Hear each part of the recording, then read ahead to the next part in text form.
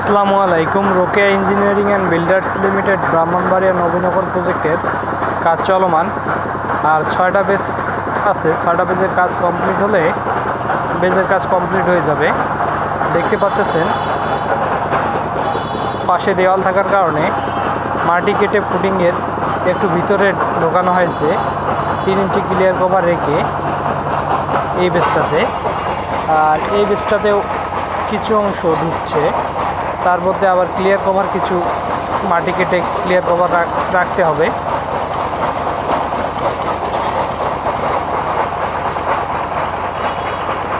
কাজ এখনও চলমান। আর অপোজিট সাইডে 4টা বেজে দেখতে পাচ্ছেন প্রচুর পরিমাণ পানি, এটা মাঠ পান দিয়ে তুলে ফেলা হবে।